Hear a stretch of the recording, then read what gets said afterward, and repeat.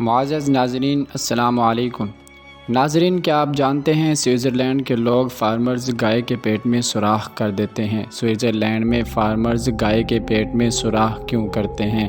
ایسی کیا وجہ ہے کہ وہ گائے کے پیٹ میں سوراخ کرتے ہیں؟ کہتے ہیں اگر سوئٹزرلینڈ کا کوئی قومی مشروب ہوتا تو دودھ ہوتا، کیونکہ سوئس لوگ اپنی گائے سے بہت محبت کرتے ہیں۔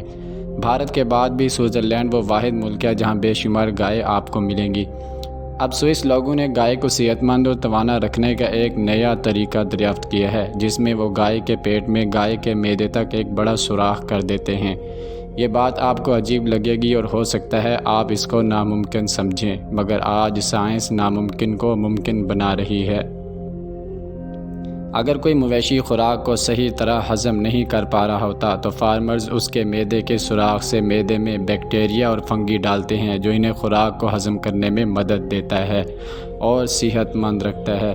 لوگ اپنے مویشیوں سے جہاں دودھ حاصل کرتے ہیں وہاں وہ اس بات کا بھی خیال رکھتے ہیں کہ ان کے مویشی صحت مند رہیں اور ان کی خوراک سے ان کو تمام نیوٹریشنز حاصل ہوں، جس سے وہ زیادہ مقدار میں دودھ دے سکیں۔